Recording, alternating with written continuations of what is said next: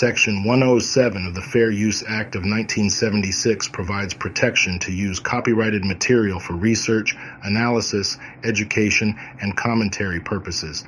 We here at Loose Moose Productions reserve that right. Now, on with the show. Here's Joe B and the Triple B. Hey, Aunt Udine, how's things in Texas? Everything is going to hell down here in Texas. Hands on Triple B and Joe B. Joe B and the Triple B, baby. Triple B and Joe B. Rock on, get Joe ready. Triple B and Joe B. Joe B and the Triple B, baby. Triple B and Joe B. Rock on, get Joe ready. We're coming in. Oh, and it's seeking the truth about JFK. Here's the long-going podcast. And here we go. And here we go. What's up, everybody? Welcome to the show.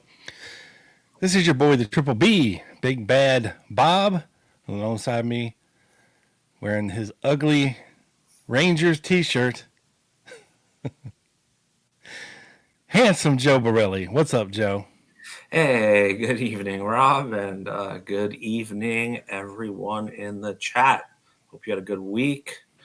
We are happy to be here. And Rob, I'm kind of wondering, is your math off? Did you skip a number on the episodes? Because our last live was 288, and now it's 290. Yeah, imagine that. Well, if you're not following us on Twitter, you may have missed. Actually, if you're not following us on Locals as well, you may have missed a special Locals only episode number 289, which I can't remember the name of right now, but or even what I talked about, because it's like that sometimes. It'd be like that sometimes. But it was good. Don't call it a breakthrough. Yes, don't call it a breakthrough. Yes. So if you want to check that out, head over to Locals and become a supporter of the show. It shall be there. I did a reminiscing, if you will, where I waxed poetic about the passing of Dr. Cyril Wecht and my interactions with him over the years and meeting him and all that jazz, and gave him his proper respect, and I believe went over and did an analysis of the newest John Hankey film called Breakthrough, the JFK assassination solved, and ripped it apart for the piece of crap that it is. So it's a very entertaining show. I had to do it by myself. Joe was at a Rangers playoffs game, and but it's all good. Joe's back. You put that Stanley Cup down, man. I need an ashtray over here, Joe, or a spittoon, if you will. Mm-hmm. Well, you did talk a little crap because you said the Rangers weren't going to you said play another playoff game, but they actually just advanced to the Eastern Conference Finals last night. And big deal. Well, what happened on the night you went to see him, Joe? They lost 4-1. Yes, that's because you went to the game. You know what? I was 5-0, including game 1, a win. And that was my first loss. It was pretty bad, but it's hard to win every game in playoff hockey. It's a kind of a crapshoot. So, yeah, I know. Well, let's say hello to our lovely friends out there in comment land, because I know a lot of these folks have been hanging out for a while, just seething with anticipation for tonight's show, as have I been. So what's up, Trey and Uncle Dave, Moose Heaven, John coming through with the super chat. Thank you, John. Thank you. Much appreciated. Garden and Guns. Definitely here early, staring at a blank screen for a half an hour. We appreciate it. Tiny Dancer is in the house. Jack. I saw Claude sipping on his Lone Stars with Aunt Udine. She's ready. She's got her ankle-length skirt hiked up to her knees. She is ready. What's up, Scott? Bungle's in the house. Sally from across the pond. Hello, Sally. Hey, evening, Sally. And I think that's about it. Old Slacker just came in. Deco. Shabir, we got some new news in here. Welcome So what's to up to all the new folks? You know, you got some catching up to do. We're on episode 290, so feel free to try to catch up sometime. Yeah. Do you want to know something funny, Rob? I You do. wouldn't guess what episode I was listening to yours today. And because it was I thought it was going to be related to what I was going to talk about. It ended up not being relevant, but it was sometimes number titles 130. can be misleading. It was number 134, and it was with a very special guest who, at least at the time, was the co-runner of Lancer, Mr. Stu Wexler, the library card episode. Oh, yes. My old buddy Stu. That was a horrible audio show. So don't go listen to that one, folks. Well, I But mean, it you was can. great content. Great content. Just know that the audio sucked ass Mm-hmm. for some reason, and I can't remember why. But I just remember that it really, really sucked. Yeah, but it was interesting, and we'll get into some of why I was looking at the library card episode later. But Yes. But yeah, thank you to everyone that's joined us, even the new people. We love, we have over 500 new subscribers just this year, Rob, and a lot of them might not Almost be 600. almost 6. A lot of them Yeah. might not be familiar, so to some of the older homies, if we explain some basic things at some points. Yeah, some of these JFK podcasts out there who, try their hardest to be as entertaining as we are, but aren't. They might try to do things in like some kind of a chronological order or something. Well, I'm going to tell you right now, the Lone Gunman podcast is all over the place. There is no order whatsoever. There's no rhyme or reason for who, what, why, when, where these episodes come out. What they're, it's just very much stream of consciousness. It's like an investigation in real life inside my brain. It's a download. Yeah. This show is as much of a mess as what it is inside this noggin. Mine too. But we're all over the place. We do we do a great job, but I wanted to. What are you eating on over there, dude? Yeah, so I haven't. Smells delicious. I haven't eaten. Thank you. I haven't eaten yet today, and I have some of my favorite Milk City. Shout out to honey habanero. Oh, I love it. And on a little bit of some frozen pizza. I put a lot on, in addition to crushed red pepper, because I'm Italian. And I already put crushed red pepper in before I made it. And good shit. We work pretty hard, and sometimes we got to eat on the job. So that's what she said.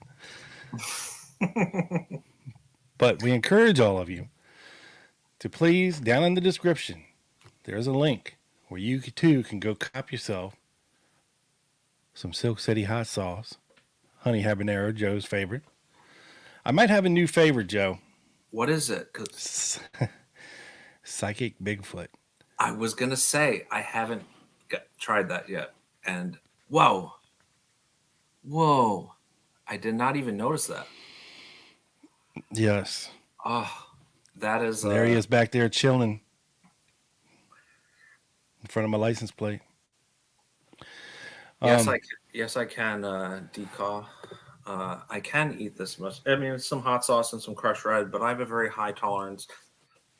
I grow my own hot peppers that I smuggle back from Italy. So, yes, I have a. We like it hot here, bud. Yes, spicy. And wow, let's give a thanks right now to Perpetual Concepts with Holy Hannah. Yes. Salutations from near San Francisco, hotter than Silk City. Thank you so much, Mark. Yes, much appreciated. Wow. Hell to the yeah. All right, Joe. So without further ado, let's jump right into it. Let's do it. So, there's some pretty famous parking structures in New Orleans and Dallas.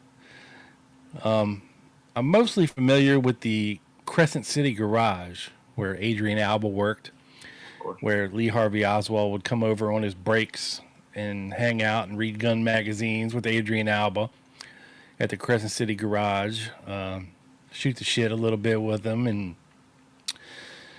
I did a show not too long ago called The Crescent City Conundrum about Adrian Alba and what he saw going on there with, Lee Harvey Oswald supposedly meeting up with some folks in the FBI cars, because the government parked their cars in the Crescent City Garage, and he knew it was definitely an FBI car, and he saw Oswald get passed an envelope, possibly a informant payment, if you will, more than likely. But I came across, I was doing some little digging. Extremely credible witness, Adrian Alba. Yes. Extremely credible. I'm sorry to interrupt you. Yes. So I was doing a little digging, and I came across some references to All Rite now, the All Rite Garage, the All Rite Parking Garage. Now, so I decided to do a little digging, but I came across this document. It's dated January 23rd, 1964, and it is addressed to Captain Ganaway of the Special Services Bureau of the DPD. And it's from Jack Revel, Lieutenant Jack Revel of the Criminal Intelligence Division. And it says, subject Lee Harvey Oswald, sir, the following report is submitted for your information. Memorandum to Captain Ganaway dated December 2nd, 1963, pertaining to Lee Harvey Oswald. Quote, the undersigned received information from a confidential source that approximately 2 weeks prior to the assassination, subject made application for employment at the All Rite now parking system, 1208 Commerce Street. Signed, Bob Carroll, detective of the administrative section. So, on January 23rd, 1964, the undersigned officer interviewed Mr. Hubert Morrow, a white male, who is one of the managers at the All Rite Parking System, 1208 Commerce Street. Mr. Morrow's residence, blah, blah, blah. He stated that approximately 6 or 7 days prior to the assassination, subject came to the parking lot asking for a job.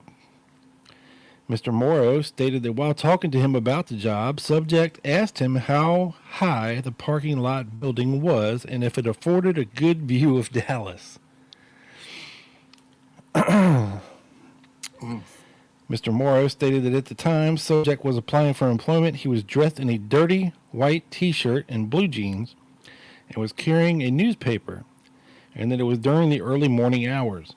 Mr. Morrow stated that that was the last time he saw the subject.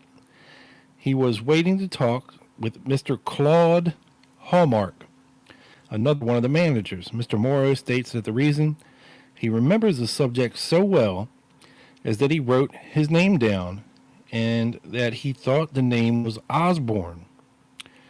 But that when he called the subject Mr. Osborne, subject corrected him and said that his name was Oswald, not Osborne. Mr. Morrow related to that two of the employees also observed the subject while he was at the parking lot. Those employees are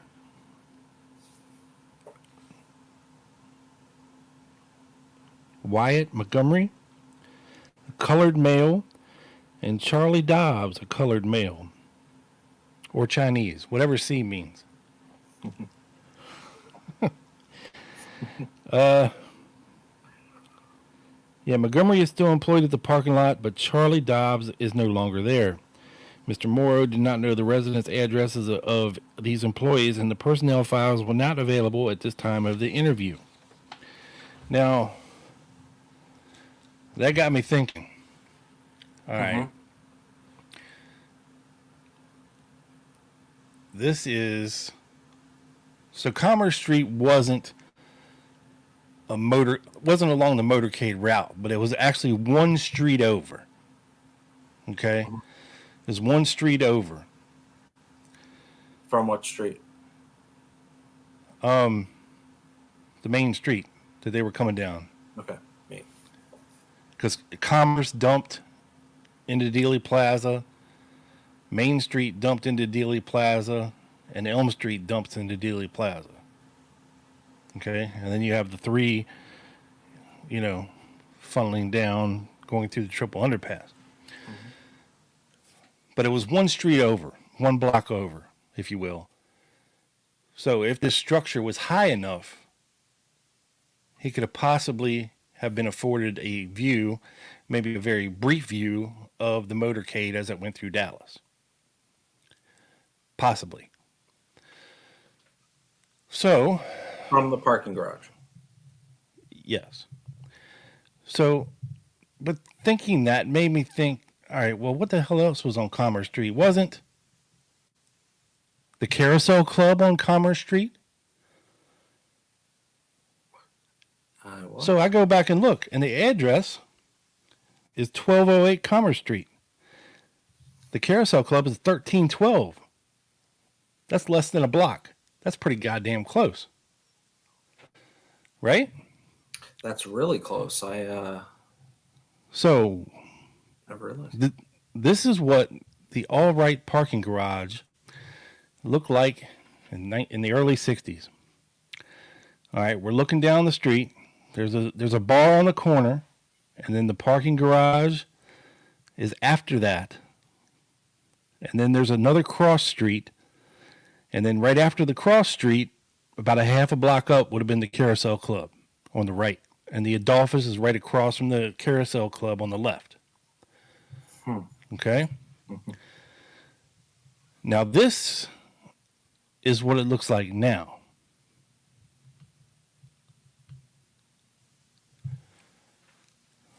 So things have changed a little bit. It's still a parking garage, though, which is pretty cool. And I believe there's a big apartment complex on the structure where it's attached to in the front. Yeah, I see it. And then, like I said, further on down the street, across that cross street there, on the right would have been the Carousel Club. And this is what the Carousel Club looks like now. So we're standing there, we're facing the same where the Carousel Club would have been. Right there, all the way to the extreme right of the photo is the same building we were looking at from the other angle with the orange accents that used to be the All Rite Parking Garage. So the Carousel Club would have been here. The Adolphus is right behind us. Okay?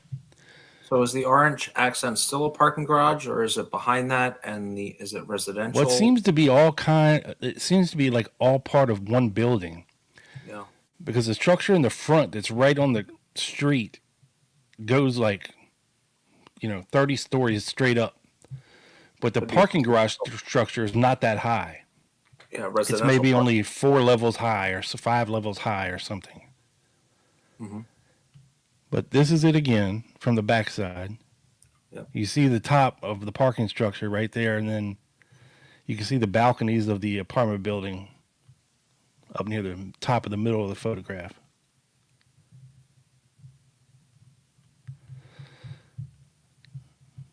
And Very of course, this is what the carousel used to look like in 1963. The entrance. Wow. Smaller than I remembered.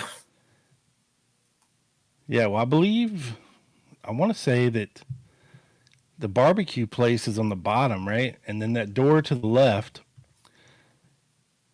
would have been where you walk up the stairs to get to the Carousel Club. Tammy True, Kathy K. Yeah. That's the door. So if you can see, the reason I'm showing you these, Joe, is so you can see that there is another parking garage on the other side of the Carousel Club. Okay? At least back then there was. You see it right there? I do. Where it says On the left-hand entrance? side of it. Yep. Yeah. So there was a parking garage right next to the carousel. Okay? So just keep that in mind when we go into this next part here. Okay. So now I have another document dated January 31st, 1964. Pursuant to the instructions of Captain Ganaway, the undersigned officers conducted an investigation at the All Rite Parking System, 1208 Commerce, with the following results. Mr. Hallmark, general manager of the company, did not recall interviewing Lee Harvey Oswald as an employee applicant. Mr. Hallmark allowed the undersigned officers to look through the applications for the month of November 63, and no application was found in regards to Oswald. Mr. Hallmark did have one employment application which was filled out between the 1st and 15th of December 1963, and this application was for one Fred Kaiser Jr., who listed his last place of employment as the Texas School Book Depository. And I believe, Joe, if I'm remembering correctly, and folks, please correct me if I'm wrong, that this Kaiser guy, is the one that found Oswald's clipboard on the 6th floor like a couple weeks after the assassination. I think you might be right, but yeah, that's fascinating because he doesn't ring a bell when you think like TSBD employees, right? You think, yeah. Well, he wasn't there that day. Oh yeah, right. Yeah, he wasn't there on the 22nd. But he was on vacation or something before and after, right? Yeah, and that's kind of interesting because it's almost like he avoids scrutiny by not being there that day, which. But again, this next statement contradicts what I just said. As many things in the JFK case do. Mr. Hallmark stated that Kaiser told him he had quit that job one day previous to the assassination of President Kennedy. So maybe he's not the guy that found the clipboard, unless he quit his job, but he gave him like a week or two notice. Who knows? I'm just probably wrong. Yeah. Well, Roy Truly. Is anybody answering in the comments? Does anybody have this guy's name? Well, Bungled has an excellent comment, although it's not going to give you the answer. Yes. Ding, ding, ding, ding, ding. Comment of the night so far. Good job, Bungled. Always on top of it. And Rob, we also got another super chat from Sally. We got some pounds in the house. Who's staying up late, and we appreciate that. And Silk City. I'm sure we can organize international shipping. We'll talk to some connects of ours, and you never know. That's awesome. Thank you, Sally. Yes, thank you so much, Sally. Yes. So Fred Kaiser was a 24-year-old white kid. He put references on his application as well, and one of them is the name Geneva Hines, who worked at the School Book Depository. Miss Geneva Hines. I believe she was the one that gave Oswald change for $1 so he could get a soda. Maybe. Was she one of the publishing ladies? No, I don't know. I don't think so. But again, I could be misremembering things. Yeah. Who knows? And Rob, I just want to address something. Yes. Paula Jane said. The Adolphus is significantly upstream from Dealey Plaza. Same for the former location of the Carousel. Not useful for triangulation. And I don't think we're particularly saying that it was used for triangulation, but it could have been a solo sniper. It could have been explored, right? Like, I don't. Again, it could totally be a setup as well. It probably wasn't Oswald, because he was probably at work between the hours of 8 and 9 o'clock in the morning. So whoever this guy was that shows up there and tries to get a job and asks these weird questions like, how tall is your parking garage? Does it have a good view of Dallas? Do you think I could shoot somebody from a block away you know, it's just another instance of somebody dropping the Oswald name, of him making these ridiculous statements that could tie him to the assassination after the fact. Yep. That's what it's more than likely is. I'm not trying to say that this was Oswald in any shape or form or fashion. And Rob, it would be interesting if do you know that the map that Lee Harvey Oswald had that was initially marked as like maybe sniper spots, but it was later identified as being spots he looked for work at, right? He had a map and he had all these things. I'd wonder if that spot was on there, and that's just a random thought. Yeah, I don't know. Be good to find out. Yeah. I wasn't too long ago. I came across a bunch of places that Oswald had applied at, but I think it was in New Orleans. I don't think it was for Dallas. And then moving on to February 13th, 1964. Sir, Captain Ganaway received information that the subject had made a statement that Jack Ruby was in the All Rite Parking Garage at 1208 Commerce Street on the afternoon of November 23rd, 1963. That Jack Ruby had made a telephone call and had asked for Wes Wise at the KRLD TV station. Ruby was reportedly told that Wes Wise was not in and that Ruby had then talked to a person named Ken, last name unknown. Ruby was reported to have asked this person when Lee Harvey Oswald was to be transferred from the city jail to the county jail and had stated to this person that he wanted to be there when the transfer was made. A Ken Scott, an artist at KRLD TV station, was interviewed and he stated that he'd never received a telephone call from Jack Ruby and that he did not talk to Jack Ruby on November 23rd, 1964. One Ken Smart, who works the city desk at the Dallas Times-Herald newsroom, was interviewed and stated that he had only talked to Jack Ruby one time in his life that he could remember, and it wasn't on November 23rd, 1963. Mr. Eddie Barker, news director at KRLD TV station, was interviewed and stated that the above two persons are the only ones with the name Ken that he knows that work there. Interesting. All right. Continuing, Mr. Claude Hallmark, yeah, we met him before, the guy that didn't remember Lee Harvey Oswald putting in an application at the All Rite Parking Garage, was interviewed and first stated that he did not remember anything about the afternoon of November 23rd, 1963, except that Jack Ruby did come into the parking station and that he did use the telephone. He did remember that Jack Ruby had made a telephone call and thought he had asked for Wes Wise, and he thought that was the name of the person Ruby talked to. Sounded like Ken. Hallmark stated that he was not sure of just what was said. Mr. Hallmark was interviewed a second time by telephone and upon direct questioning stated that he did not remember Ruby making a statement about the time of Oswald's transfer or on the point that he wanted to be present at the time of the transfer. Mr. Hallmark then changed this and stated that this was referring to Ruby asking questions on the telephone. That as far as he could remember, Ruby did not ask any questions about the Oswald case, his transfer from the city jail to the county jail, or the time of the transfer. Mr. Hallmark stated that he remembered the events of the afternoon. Jack Ruby came into the office of the parking lot and made a remark to the persons present that he was going to make like a reporter.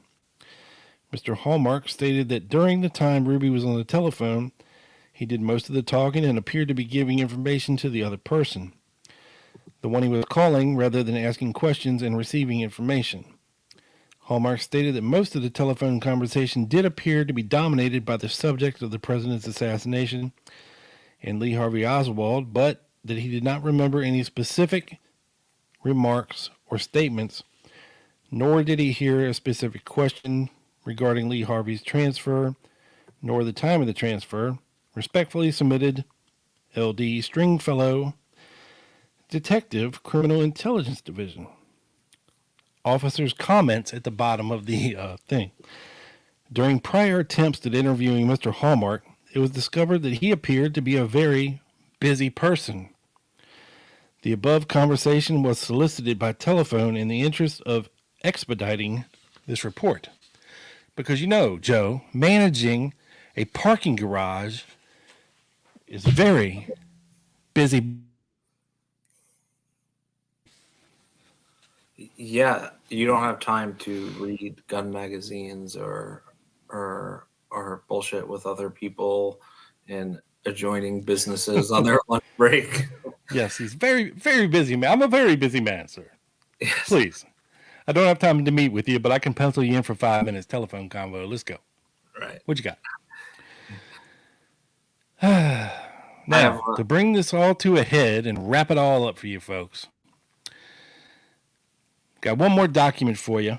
This one dated January 27th, 1964. And again, it's another DPD report. Subject, Lee Harvey Oswald. Pursuant to the instructions of Captain Ganaway, the undersigned officers conducted an investigation at the All Right Now Parking System, 1208 Commerce Street. The following report is the results of the investigation. The undersigned interviewed Mr. Hallmark again. This some bitch he's just getting interviewed. The general manager for the All Rite Parking System. Yeah, that goddamn DPD won't leave me alone. I'm a very busy man. I don't know what they think I seen. Jesus. Mr. Hallmark stated that he was not present when subject reported to have applied for a job and that no written application was made by the subject for employment. Mr. Hallmark stated that he does not believe the subject was at the location. He thinks that perhaps some of his employees are mistaken. If you know what I'm saying. Imagine that. Now, the undersigned re-interviewed Mr. Hubert Morrow for the second time, and Mr. Morrow's statement is still the same as it was in the report regarding subject dated January 23rd. Mr. Morrow was shown 5 identification photographs. So he was showed like a photo lineup, right? And he positively identified the subject, Lee Harvey Oswald, as being the man who made the application. The identification numbers used for this identification are as follows. So they assigned a 5-digit number to each person instead of a name. So one was 49218, one was 54018. That was Lee Harvey Oswald's number. There was a 49242, a 49231, and a 49152. That will come into play later. What is the originating agency of those numbers, Rob? What? DPD. Okay, got it. Yeah. The undersigned interviewed Viola Sapp for the second time. Her statement remains the same regarding subject dated January 24th. Mrs. Sapp was shown the aforementioned ID photograph. She selected the subject's photograph, but stated that she could not be positive that he was the person in question. She stated that she had been real busy and not paid much attention to him, but she did pick him out of the photo lineup. Now, this is after 2 months after the assassination, and his Lee Harvey Oswald's name and photograph have been plastered around the world on the news constantly. Yeah. And they're in Dallas, so it's huge news. Which brings us to this. The undersigned interviewed Mr. Emmett Montgomery. This was the first interview with Montgomery, as he was not present during the initial investigation. Mr. Montgomery stated that he was present when the subject applied for employment, and he stated that he could not remember how the subject was dressed. He stated that the subject was at the location from approximately 8 a.m. to 9 a.m. He stated that the subject stayed at the location for about 30 minutes. Mr. Montgomery was shown the aforementioned identification photographs, and he selected the wrong photograph. He selected photograph 42152. Oh, Mr. Montgomery. He did not select Oswald's number. He did not select Oswald. He selected Robert Lee Moran, whoever in the hell that is. Please find attached ID photographs which are used for identification during this investigation. Sincerely, Bob Carroll, Detective, and W.S. BGO, Detective, Criminal Intelligence Division. So, yeah, there was no bueno going on at the All Rite Parking Garage. It just... Why Jack Ruby would have picked that garage? I mean, there was a garage right next to him. The Carousel Club is right down the street, so it's obviously somewhere. He wanted to make this phone call from somewhere, I guess, that couldn't be traced back to him, but I don't know for sure. Was Lee Harvey Oswald there? I doubt it. If somebody's there from 8 to 9 in the morning and they stayed there for a half an hour, Oswald was likely at work. I mean, he didn't miss any days leading up to the assassination. So... my guess, it was another one of those somebody Red imposters, trying to make a name on the Lee Harvey Oswald name, make them memorable before the assassination so that after the assassination, they could tie all this crazy shit back to him. But that's just my opinion. That's my 2 cents. But yeah. So now, from Dallas to New Orleans, we're flying over to Joe to talk a little bit about Mr. Wray Gill. Thank you, Mr. Garrison. But before we go to New Orleans, we have to address a couple comments about, and I saw a good one I wanted to address from Sally. And this is actually, Rob, funny enough, what I asked you when you said I'm going to be talking about a parking garage. Right. Yeah, no, that's not the same one because we ran down the Andy Anderson rabbit hole. Yeah. If you remember, he was favorite. like, yeah, that was out Joe's Jeff favorite Quick Hits episode. Yes, that was a fire. But yeah, totally different. But there, like I said, there's many famous parking garages when it comes to this this whole assassination narrative, and this was another one that I'd never heard of. So, but there were two parking garages named Adolphus, or two hotels named Adolphus, one in Fort Worth and one in Dallas. No.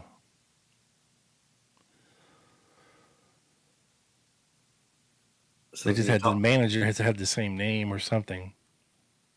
Okay, what did you mention about the Adolphus just now in Dallas when you were talking about Commerce Street? It was right across from the Carousel Club. Okay, but what I'm saying is there was one in Fort Worth and one in Dallas? No, I didn't say anything about Fort Worth. No, but I'm referring to the past episode.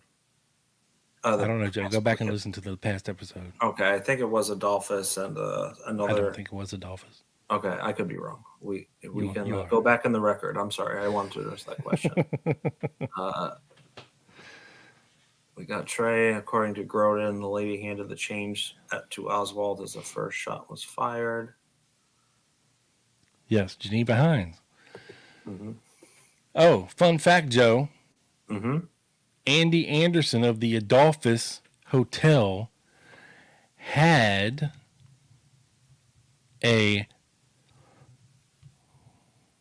one of these. These cards actually had a flip side, and they were numbered. And if you had this card in your possession, I think you're guaranteed a table and 2 free drinks, free admission and 2 free drinks on Jack Ruby. And Andy Anderson from the Adolphus had one. He was like number 147. It was his card number. What but number? A lot of 147. Sorry. And let me see. One more. 1, 2, 3. Yeah, sorry. Tiny Dancer asked me a question, and my answer is going to be in the negative. I do not know how to play Chicky. Pi C Capici. You're going to have to give more context on that. Capiche? Oh, capiche. Yes, understand. I do not know how to play Chicky, though. I'd love to learn, though. And I think that was all. Campisi sucks over cooked pasta and bland sauces. I've never been, but I might want to go if I go to Dallas in November. So Yeah, I didn't go when I was in Dallas, and I wanted to. well, it's hard because there's so many things going on at Lancer, and Yeah, there's so much presentations. shit to see. You take a break for 1 hour. You're like, okay, I can miss this presentation. Say it's like Gruber or something, or and then like the time just flies, and you're like, oh my god, I missed half of the next one. It's Well, really hard. there's so many other locations. It's like it's like down on your tiered list of stuff to see in Dallas, and Yeah. if you're there long enough, you can get there. But or if the group goes to dinner at Campisi's, that's an option. But Well, that's a very but interesting. anyway, we're leaving Dallas. We're getting on an airplane, a la John T. Martin, and we're flying to New Orleans, Joe. We are. Yeah, we need to find out what's going on with Wray Gill, because that dude was sus as hell. Very. And we'll get into it a little bit. This is a photo of G. Ray, first name George Gill Sr. He is on the right-hand side. I kind of tilted the title so the person would be under the name. That's Carlos Marcello in the middle. And that's actually, Rob, very interesting. That is another one of his attorneys, Michael Moran of Shreveport, Louisiana. And that's a funny thing because Home of the gay 90s. Home of the other gay 90s. And obviously Marcello territory as well, right? New Orleans to Dallas and everywhere in between, which Shreveport was. Oh, yeah. And of course, he is most famously known for defending Mafia boss Carlos Marcello many times. And I say many, I mean 6 to 12. It's hard to get a list of all the cases, but many times between 1951 and 1972. And also represented his son, Joseph Marcello. And we'll get into that. What he got into, a little trouble as well. And G. Wray Gill, of course, came to his aid as well. And Carlos Marcello had a team of lawyers. He had, like I mentioned, this guy in Shreveport, but he had a guy in D.C. He had other people in New Orleans. So G. Wray Gill, I feel, Rob, had some type of specific purpose. And well, that was his main dude. You know what I mean? Like, and it's interesting. I saw a comment earlier that said that Jim Garrison had blinders on when it comes to G. Wray Gill and what he was into and what he was doing. Much like he had blinders on when it comes to the Mafia and Carlos Marcello in particular, and G. Wray Gill. And it seems like everybody that went to the Garrison grand jury hearing, their lawyer was G. Wray Gill. I don't know de facto or what the case was, but yeah. There were a few. Yeah, for sure. And most notably, we share here, of course, is Mr. Yes, Uncle Dave. David William Perry. Perry. Ferrie. Hey now, Mr. Russo. I'm okay, Mr. Russo, Mr. Garrison. I'll see you anytime you want to. Give me some more of that sodium pentothal right here in my vein. Oh, and Rob, I don't have this in my documents, but I was reading some of the Garrison files we downloaded a couple weeks ago. And David Ferrie, according to, I think it was Louis Ivon and Andrew Scambria, Ferrie in the transcript said, I'd be willing to do sodium pentothal if you wanted to. He said that. Anytime you want, Mr. Garrison. So he was, and he wanted to take, or he was willing to take a lie detector test as well. And thank you for that, the sound effect. I love it. You're welcome. Anytime we mention truth serum, boom, that alert. And of course, we'll get into some of Ruby's travels to Dallas, to Galveston, and to what was the other one? Got it. Hold on. I'll get to it in a minute. Another place. And so he went to 3 cities in Dallas, essentially. And on his way back, he was with 2 younger gentlemen.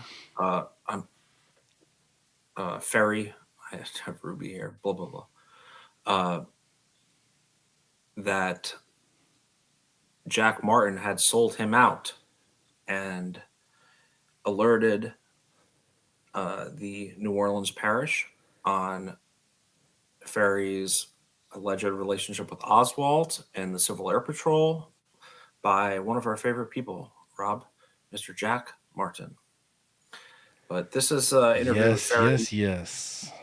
And I got a little something to supplement this after you get done with all this there, Joe. When you supplement Martins, it gets me like very excited. But this is a small excerpt I got from a David Ferrie interview with some of the Garrison investigators. And they ask about Oswald. No, I have no recollection. This much is of interest. A fellow by the name of Jack Martin kicks the whole thing off and gets me involved. You know, and this is 4 years-ish after 1963. He has a special vendetta for me. I don't mind this being the public record. Martin is a psychopath. Why? I love that response. That right to the point question. First, how do you explain a psychopath? Great answer by Ferrie. By the way. However, there are specific grounds. I used to work for Wray Gill. Martin fancies himself as an investigator. He acquainted himself with me and tried to get some of Gill's work from Ferrie. Of course, we'll get into Ferrie was working for Wray Gill for almost 2 years. Gill would have not have him because, as Gill says, present tense, Martin plays both sides of the street, not the fence, the street, which I look at differently in terms of intelligence or not, right? In terms of Jack S. Martin. That's how I think it's just another turn of phrase. It could be. Very well. Could be. One day I threw Martin out of the office, not bodily, but I ordered him out. Remember the time of the first Marcello case in 1963? Gill is the New Orleans lawyer for Marcello. Martin told Klein that I had taught Oswald how to shoot a rifle, which is interesting, since I am not such a good shot myself. In any event, that year, the year of the assassination, I am uncertain. He's uncertain, Rob. But my belief is that Oswald was here in the city of New Orleans. It's a mystery wrapped inside of an enigma. Yeah, inside of a riddle. Inside of a riddle. And I know that's not the right one, folks. Don't kill me. It's close. And I find the part I find interesting about this is if Martin told Klein that Ferrie taught Oswald how to shoot a rifle, that was the curriculum in the Civil Air Patrol, right? So they shot 22s as their kind of, right? Oswald. Exactly. And it was not a false statement. It was a true statement. Yes, it might. Exactly. And Ferrie does a lot of this because I've read pages and dozens of pages of his interviews, and he just dances around everything, man. But sometimes he is in error because his excuse for the trip he had two excuses for the trip to Vinton. That was it. Vinton, Galveston, and Houston. And one was that, of course, everyone knows this, he wanted to go ice skating, right? And he also gave a reason to the Garrison investigators that he went there on business with Chief Wray Gill, and he was giving someone a document or an invoice he couldn't remember, of course, and he said it had been planned for a while, but just that morning, right, he left on the night of November 22nd. The times vary from both of his other people that accompanied him. It's like 4 o'clock, 7 o'clock, after supper, 9 o'clock, right? It's 3 different times from Ferrie and coffee and Boboff. We'll get into them. And we'll get into how G. Wray Gill fits into all of this here, but it's not consistent at all in terms of his statements and the time. And I just wanted to throw this out there because I was like looking at the G. Wray Gill, and I noticed here, right, GWG, G. Wray Gill, and there's some files, and this is an HSCA subject file on him, and there's some interesting things. CM is Carlos Marcello, JSM is Jack S. Martin, and if you look at some of these, the Jack S. Martin doesn't have a date. The Carlos Marcello documents don't have dates.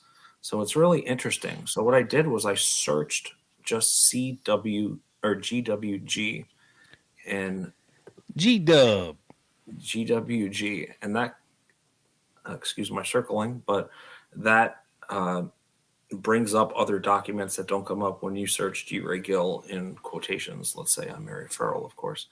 So I was looking at some of these documents, and there are 3 files that have nothing. They're blank. One is David Ferrie, of course, at the bottom, middle. One is Jack Martin, and one is Joseph Savello, who was a friend of Ruby. And I believe Ruby had some calls with him as well on his phone records. And, when I was listening to your episode that I referred to earlier, Stu Wexler actually mentioned how Joseph Savello was an associate of Ruby, and that's how I kind of caught it as I was kind of looking through this. But they're all he was basically Marcello's representative in Dallas, Joe Savello. Right, but how would he be with a G. Wray Gill document or tagged? Because he would have been tagged or tied to Marcello in some form or fashion. Yeah, it was just interesting because I wish these had, it was like obviously erased. It said like XXX. But hold on, I wanted to read something before. Okay, so I actually forgot to even do the intro. Attorney G. Wray Gill handled many high-profile cases in New Orleans. Marcello, we got that. In December 1961, Gill began representing former pilot David Ferrie in his attempt to be reinstated with Eastern Airlines after his suspension related to morals charges. Gill employed Ferrie as an investigator and handyman. I like that description. From March 1962 to December 1963. So that is 2 months shy of 2 years. Throughout 1963, Gill represented Ferrie before the Pilots System Board of Adjustment in Ferrie's grievances against the airline. So Ferrie actually countersued and got a settlement. Ferrie was briefly detained in 1963 in November over charges made by Jack S. Martin. We just went over that it would be involved with Lee Harvey Oswald. 3 years later, Ferrie became the prime suspect in Jim Garrison's investigation shortly before he was found dead in his apartment. And this is from some of the Walt Brown chronology. Gill continued a relationship with Marcello, who testified on the lawyer's behalf. So that's Marcello testifying on behalf of G. Wray Gill in March of 1969, and Gill represented Marcello in a case involving the illegal reentry in the U.S. after Marcello was deported to Guatemala and surrendered him for a 2-year term in 1970. But getting to back to the Eastern Airlines, they terminated Ferrie in late 1961 based on his 2 arrests in August 8th and 11th in 61 for sexual relationships with young boys. Ferrie then did gopher work for G. Wray Gill, attorney for once deported crime figure Carlos Marcello, and Gill attempted to help Ferrie regain his employment with Eastern Airlines. A grievance hearing was held in February 63, and Gill and Ferrie faced a review board in Miami. Hey, Joe. Yeah. Real quick, did you come across in the documents where it says how much G. Wray Gill paid Ferrie a month for his services? I came across a number of 70,000 after the assassination. Well, or 7,000. I'm sorry, 7 or 70. The one I saw said that he paid Ferrie $300 a month salary as a private investigator. Okay, to work, starting in 61. And so I plugged that into the how much is it worth now money. So he was that equals out to about now $3,400 a month, which ain't too shabby, folks. It is not.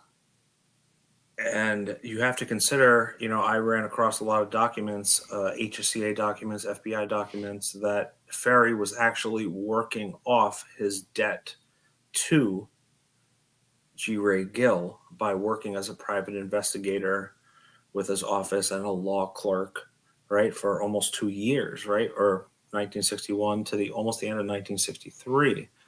And that was, David Ferrie really didn't have a lot of money, right? Like, not enough money to be able to afford a high-end lawyer like G. Wray Gill, right? It's just not happening. So he used, I think, his skills to work that off. And that included allegedly picking him up from when he got deported from Guatemala. And also, he went back to Guatemala because he was working on the case. I don't know if Marcello was there. The documents didn't say this. He went back in September, October 63, like the fall of 63, to go investigate in Guatemala to help their case, because that's where Marcello was dropped off. So it says he flew on this airline, but I'm like, I don't know. I think Ferrie would have flown. And, he was close with G. Wray Gill to the, G. Wray Gill, it's not easy going out on a limb to defend Ferrie on those type of charges, Rob. Yeah, no, you're getting into some sticky, wicked situations there. Yeah. And that brings me back to the... Pun intended. to the first 2 comments we got when we uploaded this, is that G. Wray W was for winning, because G. Wray Gill didn't seem to ever lose. And, Ferrie should have been charged and been in jail for what he was accused of in regards to the Eastern Airlines situation, for sure, especially in the early 60s, like without a doubt. G. Wray Gill was African. Oh, wait a minute. Okay. Yeah. It is on the... Or no, I'm sorry. Marcello was African. Yeah, I was reading. G. Wray Gill is about as white as you can get. Yeah, he went to Loyola, and he was a lawyer for a long time. And, he was very good at what he did. And we'll get into a couple of things right now. That's another great picture.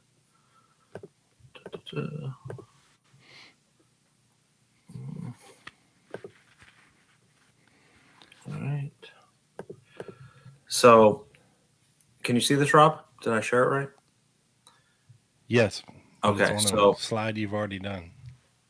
the secretary? That was on the very first slide with the picture. Oh, was it? That's what I'm seeing. Oh, okay. Sorry. I think I'm sharing the wrong screen.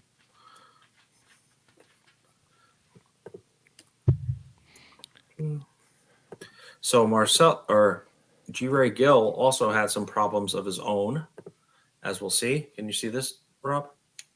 Yes. Okay. So Miss Elise Guidrose was a Or secretary. Alice.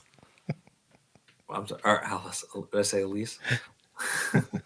Secretary to Attorney Wray Gill was shown a photograph of Lee Harvey Oswald, at which time she stated that she had no recollection of ever seeing this man in person and that she was certain that Oswald had never visited David Ferrie in her presence while Ferrie was employed by Wray Gill.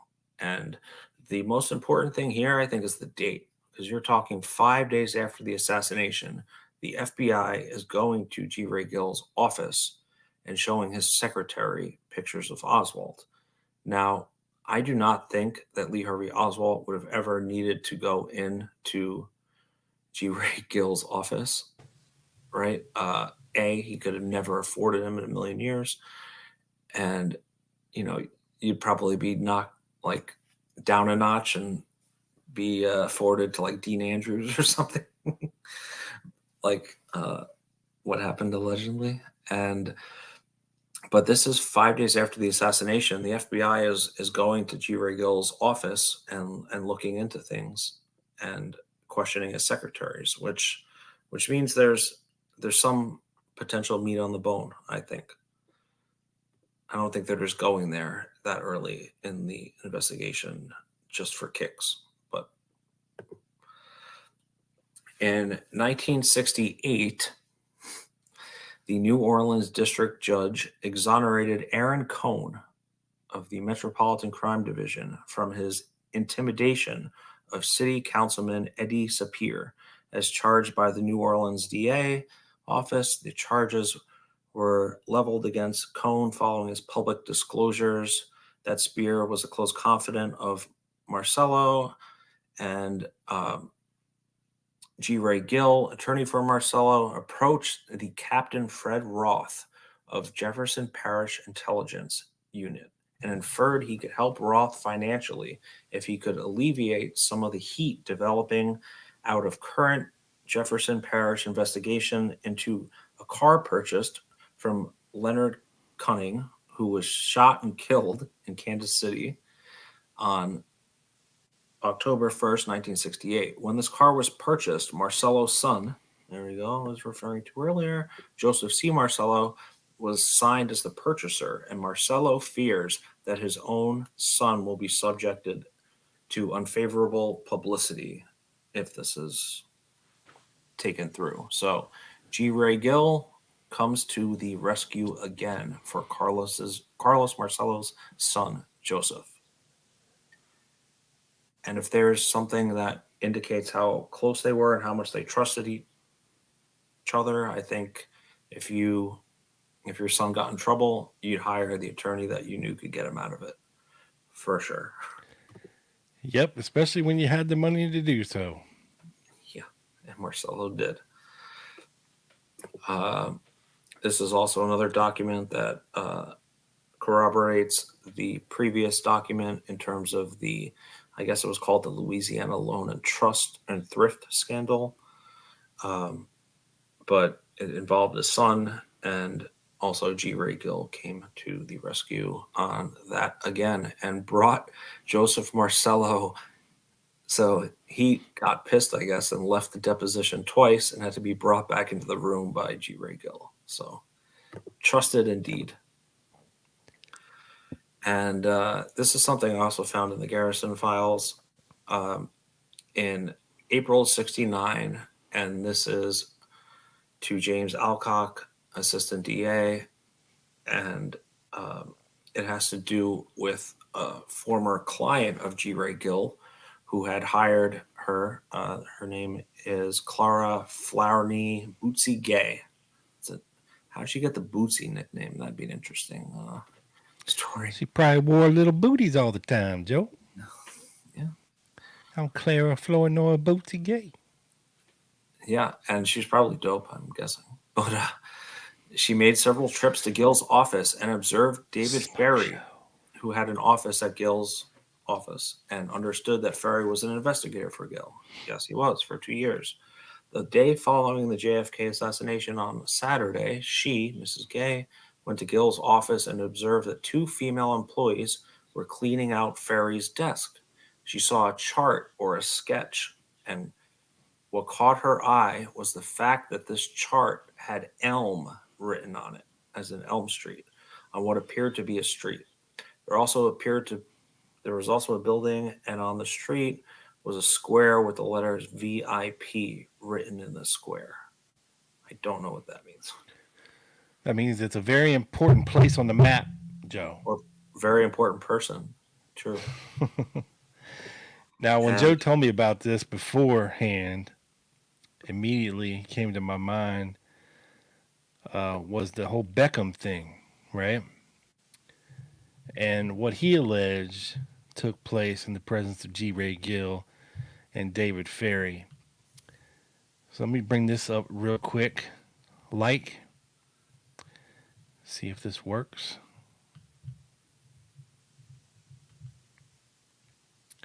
Can you see that, Joe? I can. It is a document from the HSCA. About halfway down there, where Thomas Beckham is being interviewed by the HSCA. Mm-hmm. And he says, they discussed at the time the Kennedy, his situation in the assassination. I don't know exactly how long it lasted. It's been a number of years. We also had a meeting at a place called the Town and Country. That's a motel. Now, Joe, who owned the Town and Country Motel?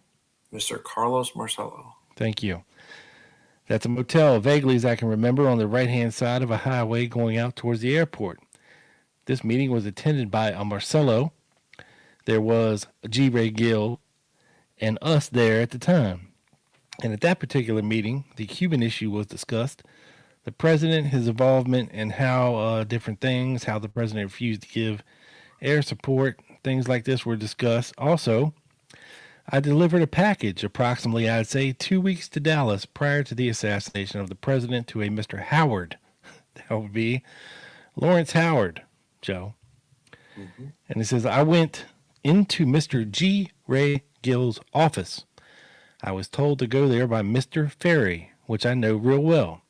And in his office, they shuffled up some documents, which were drawings, that of a map, or plots and stuff.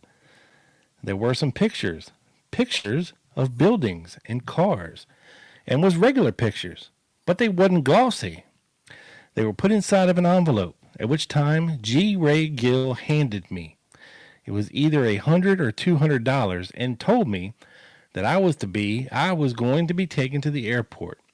I was to deliver this package to a Mr. Howard at the Executive Inn in Dallas. At that meeting was Roswell, which is A. Roswell Thompson, Jack Martin, David Ferrie, and a bunch of, Sergio Arcasha. Also at that meeting was your Mr. Marcello was at that meeting, and they were sitting on a couch. I remember the couch. Let's see now. I delivered the package. Oh, they told me one thing was made. A remark was I was to wear no jewelry whatsoever, and not to talk to any of the airline stewardesses. Hard thing to not do. Yes. Or create any, draw anything to me. Don't make attention to yourself, son. Don't wear no flashy jewelry. Don't be flirting with the stewardesses. Don't. My good friend Clay Shaw was also there, and the envelope was put in a magazine. And they brought me a magazine, stuck it inside there, and I took a cab from the airport to a place called the Executive Inn. That is in Dallas, where I met Mr. Howard. And Mr. Howard was upset because when I got out of the cab and was heading there, He tooted for me on his horn. The car was kind of a raggedy ass looking car. I got in, handed in the package, and he leaned against the door as if to face me. But the package was away from me, and I handed it to him just like it was in the magazine. He opened it up, and he looked at me a couple times, and I looked off in the other direction, and he got real mad and said, this can't be all. This can't be all it is. I don't know the exact words. I said, yes, it is. He said, like hell or something like that to that effect. It is. And I said, look, you can go call him, meaning to go call Wray Gill. I said, because that's all he gave me. So we drove from there about 3 blocks, and he pulled over again, and he reviewed the stuff that was in the envelope or the package. Now, I didn't take nothing out of the package. I didn't, I swear, except for seeing it on Mr. Gill's desk, then shuffling it up, putting it inside the thing. I didn't. All I knew was photographs of buildings, and cars, and neatly drawn maps. Not like a regular city map, but it was diagrams and stuff drawn on paper. And at that time, to this day, I don't know. Again, I think I took a cab back to the airport. Anyway, I had a round trip. I went back and discussed the fact that how upset Mr. Howard was. I discussed it with Roswell, which is A. Roswell Thompson, and also Mr. Gill. And they went on from there. So, Wow. There you go. About the Thomas Beckham and his Wray Gill allegations, which lend some credence to your secretary who saw them cleaning out diagrams and drawings from David Ferrie's desk that was located in Wray Gill's office, which is interesting. Very interesting indeed. And, it's Heat. It's just very smart for people to do these type of handoffs with lawyers, right? These type of transactions, because it's attorney-client privilege. I'm not saying Beckham was a client of Wray Gill, but it seems that Wray Gill always skirted any, no phone call. I mean, there's a record of course, of Ruby calling Wray Gill on his way back to Dallas, but there's not a huge list of his call logs. And I'm guessing you mean Ferrie? Yes, Ferrie did. And there's a reason for that. You're getting your old white guys confused. I know. And here, and I'll just finish this last document, this last paragraph or two here. So when she went back into Wray Gill's, I was going to do that once, office, she remarked to the receptionist as she saw them cleaning out the desk that this, I think she's referring to the map, could be turned over. John D'Angelo is...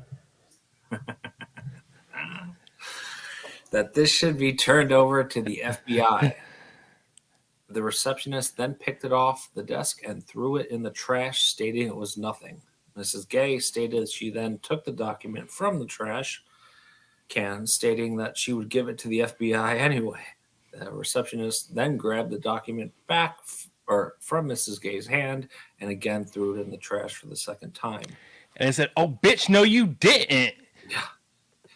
And slapped her across her face, grabbed her by her hair, and threw her out the 3rd-story window. And then she went back to the trash can, pulled that shit back out, and said, "I'm taking it to the FBI." That's pretty close to how it went. And Bootsy don't play. And I thought it was pretty interesting until this last sentence, and I kind of like my antennas went up. Mrs. Gay seemed to be about 60 years old, 60 years, reasonably intelligent. Okay, I'm not sure what that means. Slightly nervous. Backhanded compliment. And very cooperative. She appears to be the type of individual that likes to see justice prevail. Okay. Bootsy. Yeah, Bootsy. I had never heard of this lady. Miss Bootsy. And it's a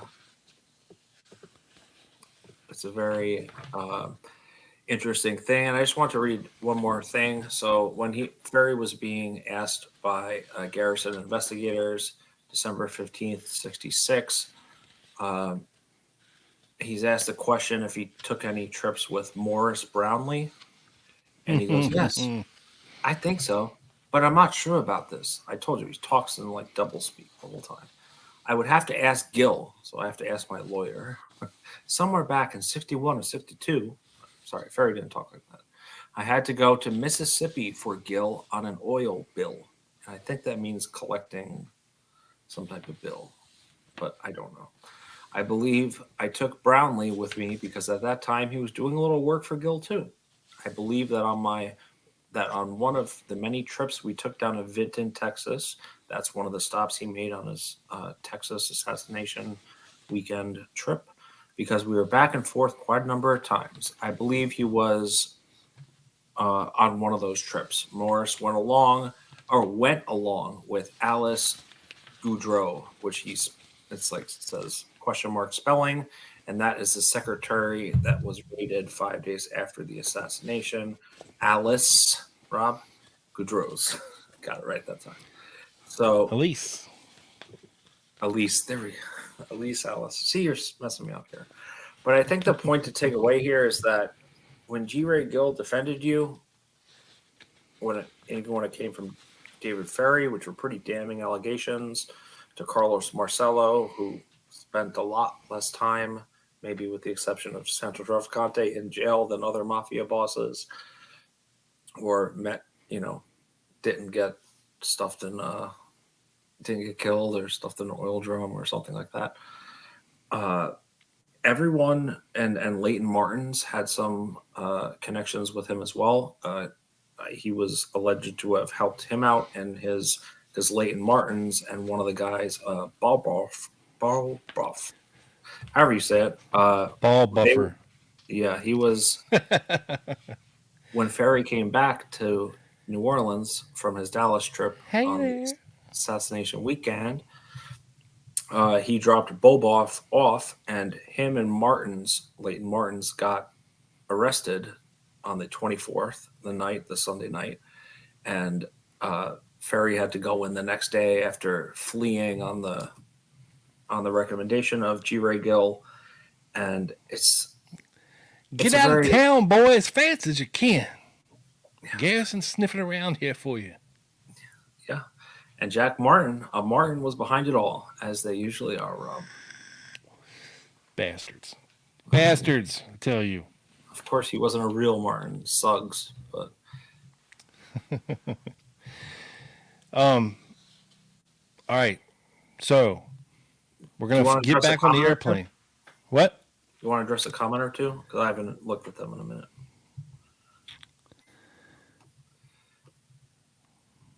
Surely we can.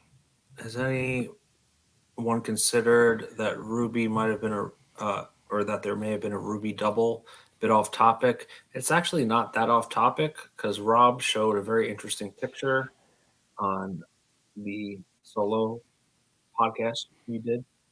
I did. Where you showed a picture of someone in front of the Texas School Book Depository with some of the publishing ladies to the left of him, if you're looking at the TSBD, and it looked like Ruby a lot, but it was without his hat.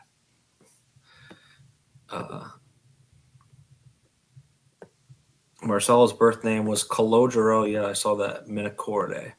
And that's funny because Calogero was the first name of the kid in the Bronx Tale, which is a great movie. But that was his real Italian Sicilian name, although it was a French territory. They lived on a plantation shack in Métairie, Jefferson Parish. Literally a French connection translated. Thank you, Tiny Dancer. Mr. Dave Sparks, Dean Andrews, and the Berglass brothers were in that same NOLA attorney mix. And Anna Berglass.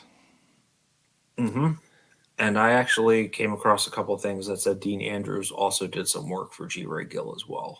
So I think he was in that attorney mix. And sorry, and delivered the package to Lawrence Howard. Yep, we got that. Perpetual cons. And that's a very interesting story. I don't know. I want to say this. They said a Marcelo was there. Is that what it said? He said, yeah, a Marcelo. I wouldn't think Carlos Marcelo would be at that type of thing. No, he named him later as Victor Marcelo. Oh, okay. Got it. I don't know if that's another kid or if it's a brother. I'm not sure. I don't know either. Maybe Howard was upset by the proximity he'd have to be in. Who knows? Yeah, I mean, who knows? I was thinking it was about the money, but that type of money is not even close to even it. I mean, maybe expenses, right? $200 to a little. Well, that more was for Beckham. grand. That wasn't payment for Howard. Okay. There was no payment. So he was upset about the directions and the maps and maybe the lack. Well, he said something was missing. Yeah. Okay. I wasn't sure if that something was money, but I think other people delivered that, and they might not have trusted Thomas Beckham at that point to deliver. No. That was John Martino's job. And I think that is it. Rip Robertson being in Dealey Plaza. That picture does look a lot like him. Was Howard a Philip alias? I do not know. No, we're talking about Lawrence Howard. Yeah. Mercenary, anti-Castro, Cuban freedom fighter. Yep. Of course, famously. Gunboat cowboy. Was in California with that 30-06 Lauren Hall's buddy. Yes. Yes. So I wanted to just address some comments, but continue, Rob. I know you have some interesting things. Yes, we're going to get back on the airplane. We're flying back to Dallas, Joe, to check in. Wait, soundbite. I know. You got to learn how to do that. Okay, I know. Because I think you can control it too.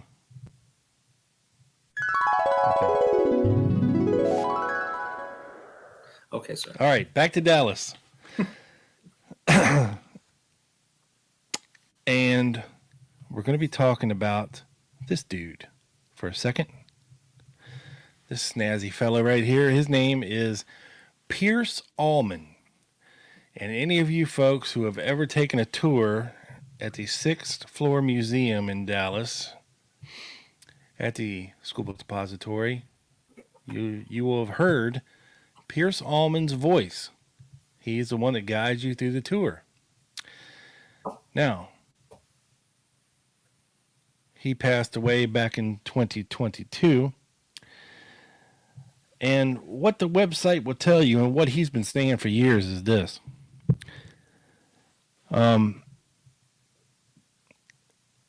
That he stood on the corner of Houston and Elm Street in Dealey Plaza and witnessed the Kennedy assassination. At that time, he was a program director for WFAA radio in 1963. And in the immediately aftermath, desperately in search of a telephone to report into his radio station, Pierce headed towards the School Book Depository building. And in the doorway, he asked the young man, "Where's the phone?" The man jerked his thumb inside and replied, "In there, asshole." Several weeks later, Allman realized that the young man he spoke to in the minutes following the assassination was likely Lee Harvey Oswald on his way out of the depository building, folks. Isn't that amazing? Finally securing a telephone, Pierce Allman gave a now legendary breathless report live on WFAA radio. Quote, "Just a few minutes ago, the President of the United States turned from Houston Street onto Elm Street on his way to a scheduled luncheon appearance at the Stemmons Trade Mart. And as he went by the Texas School Book Depository, headed for the Triple Underpass, there were 3 loud, reverberating explosions. Nobody moved. Everybody seemed stunned. A few seemed to knock around, wondering who has the firecrackers. And suddenly, the Secret Service men sprang into action. The convertible, bearing the President and Mrs. Kennedy, sped away, and officers, both plainclothes and in uniform, seemed to spring from everywhere all at once, guns drawn, ordering people to be flat." Yes. Pierce Allman, folks. Didn't he also think initially it was a Secret Service agent? Or no, Oswald. We'll get there. Okay. We'll get there. Just hold on a second, Joe. Hold your panties. Do you promise? Yes. On February 18th, 1964, this is another Special Services Bureau, Criminal Intelligence Division, DPD memo. Subject, Pierce Allman. Sir, pursuant to the request of Captain W.F. Ganaway, the subject was interviewed by the undersigned officer and the following report is submitted. Subject is employed as program director by radio station WFAA, where he has worked for 6 years. He resides at 3548 Milton Street. Subject stated that he and Terrence Ford were at Elman, Houston, watching the parade at the time of the assassination. Subject stated that immediately after the shooting, he went into the schoolbook depository and called radio station WFAA. Subject further stated that he did not know Lee Harvey Oswald at that time and that he does not remember seeing him in or around the depository. Subject also stated that he does not remember seeing Marina or Jack Ruby in the vicinity. He also stated that he did not know either of these persons at that time. Now, let's go back to what he said here again, several weeks later. Okay? This report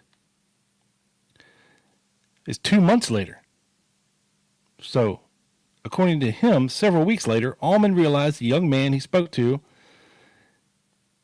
in the minutes following the assassination was likely Lee Harvey Oswald on his way out of the depository building. Yet 2 months after the assassination, he ain't never seen the guy before in his life.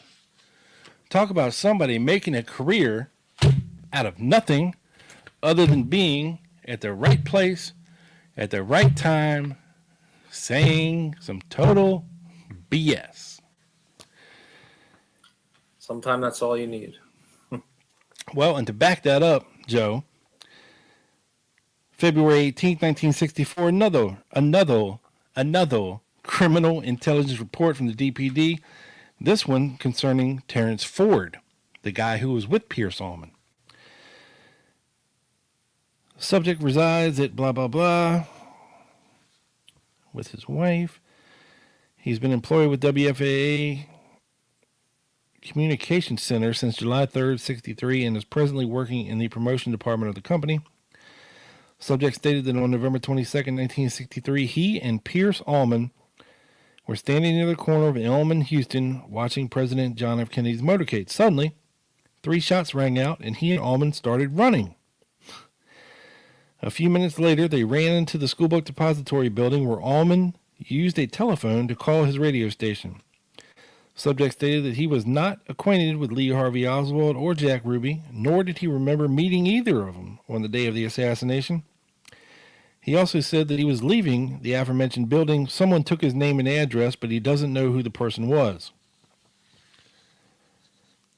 Respectfully submitted, Bellingham and Wardlaw of the Criminal Intelligence Division. Imagine that, Joe. So is Pierce Allman a total fraud? Certainly sounds like it, but I lean towards that. Yeah, but who am I to say? And then one last thing, Joe, that I got. We're going to zip back. We're going to zip back to New Orleans for this one. Okay? You forgot something. You got to learn how to do it. Okay. By next episode. We're back to New Orleans. And this, from the Office of the District Attorney, State of Louisiana Parish, January 23rd, 1968, statement of Sir Aloysius J. Habakhorst of the New Orleans Police Department regarding the fingerprinting and facts contained on fingerprint card. Statement. On March the 1st, 1967, at approximately 8:55 p.m., I had occasion to print and process a white male who identified himself as Clay Laverne Shaw, who was booked under police item number C46667 of the New Orleans Police Department. Mr. Shaw was given 3 fingerprint cards and asked to sign his name in a designated spot on the card. After having been fingerprinted by James Millett, who is a New Orleans police officer and was assigned in the B of I, that's Bureau of Investigation, of the Central Lockup, along with myself on the above date. In order to fill these cards, I asked Mr. Shaw related questions as to the date of birth of him, his middle name, his occupation, his birth date and place, scars or marks or tattoos on the identification parts of his body, and also asked him what other names than Clay Shaw do you use. And in reply, Mr. Shaw gave me the name of Clay Bertrand. I would not consider Mr. Shaw's attitude as being facetious. In fact, the above statement is true and correct, and I have made of my own free will sincerely Aloysius Arbogast, a New Orleans police officer. And last but not least, do you remember recently, Joe, when we did a show and I talked a little bit about Philip Garachi, who was the 16-year-old kid that was in Carlos Brinier's store when Lee Harvey Oswald came in there to talk to Brinier and give him his Marine. This is the kid that Oswald gave his Marine Corps manual to for guerrilla tactics. Mm-hmm. And they were investigating this Philip Garachi kid, like he had some ties, to Oswald possibly, right? Well, I came across this bundle of leads from the Garrison investigation. And apparently in 1962, so this would have been when Philip Garachi was 15 years old. Okay? Mm-hmm. Okay? Okay. They were investigating a quote, and I'm going to say it just like it's typed on this paper, a fag ball in Jefferson Parish in 1962, Joe. Do you know what a fag ball is? I cannot say I do. I have a couple ideas. I don't want to get us dinged here. So That's a party where a lot of gays come together and dance. That's a fag ball, Joe. Okay. Oh, a bar? Ball. Oh, that's what I thought you said. Okay. Yes. Okay. Yes. Yes. Many people were arrested from the above ball, and Dean Andrews has admitted that he paroled some of them, including the following, Joe. Leonard Frank was arrested and gave his address as 908 Esplanade Avenue. This building was owned at that time by Clay Shaw. Dia Dietrich was arrested, and in January of 64, he was living at 71624 Governor Nicholas Street, which was owned by, you guessed it, Clay Shaw. James Mooney was arrested and gave his address as 4921 Magazine Street, which is awfully damn close to Lee Harvey of 4907 and a half Magazine Street. Or no, 4905 and a half Magazine Street. Charles Heffer was arrested and gave his address as 300 Brook Street. His local address was supposed to be a building owned by Clay Shaw. William Johnson was arrested and gave his address as 935 Burgundy Street. Shaw once owned 937 Burgundy Street. Last but not least, Joe, Philip Garachi, the same one who met Oswald in Bernier's store, was arrested and gave his address as 2235 Chartres Street. So, apparently, Philip Garachi, same guy, same kid, who met Oswald in Bernier's store, who was out actively selling booklets to raise money for these anti-Castro efforts of Bernier and the DRE, and who got in trouble for that, is apparently a homosexual as well. Add him to the mix. This is the guy who I think he eventually got stuck in a mental institution and like died. He didn't live too much longer. I think past 67, if I'm remembering correctly. But very interesting stuff there, Joe. That is very interesting. Thank you for that connection. And one more thing I'll leave you with, and I don't have it in front of me, but I think I was going to save it for another show, but I'm going to bring it to you right now. Is I came across an interview, and I believe it was it had to be, I don't know if it was the Warren Commission or the HSCA, but it was an interview with Mrs. Jessie Garner, who was Oswald's landlady on Magazine Street, right? And who David Ferrie went to check if she had or knew anything about his library card.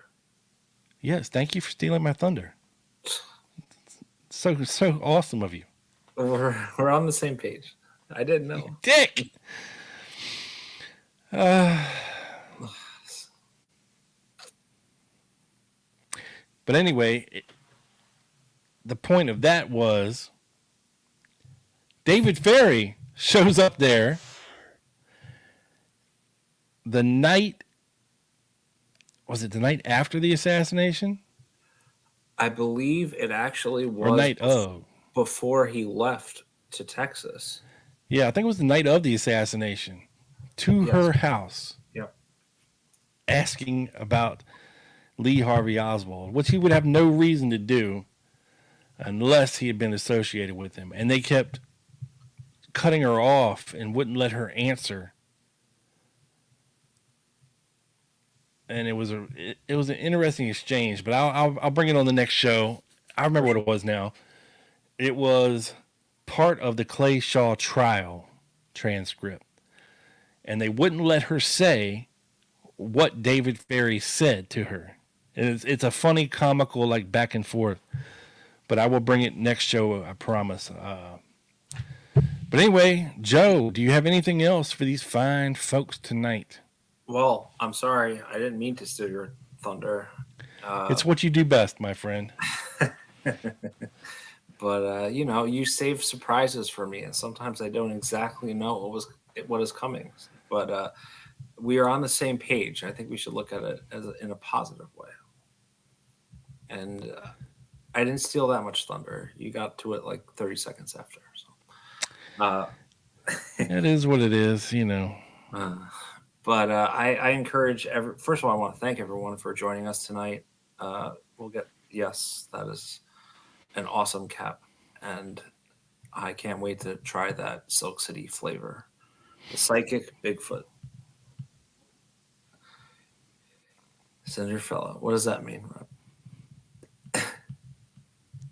What? What does that mean, Cinderfella?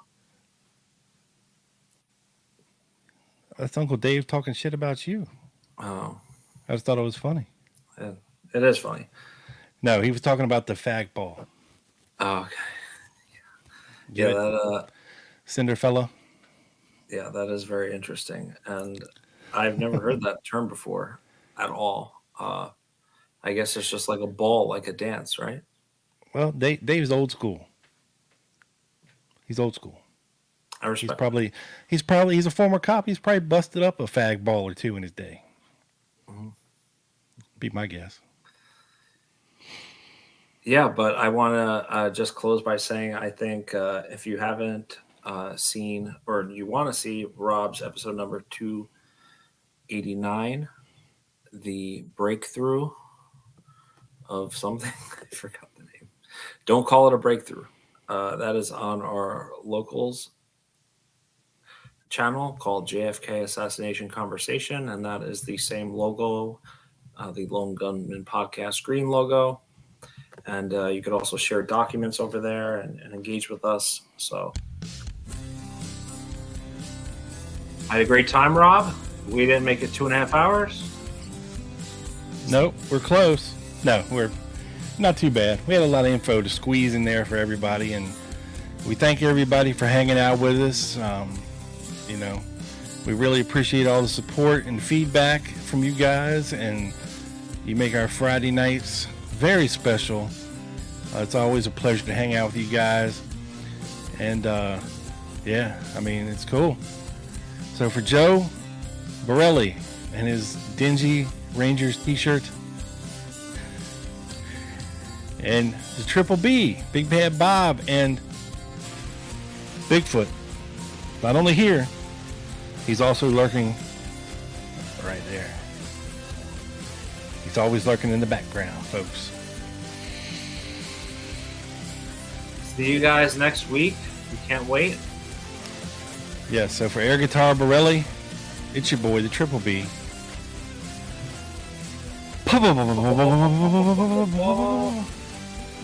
Peace.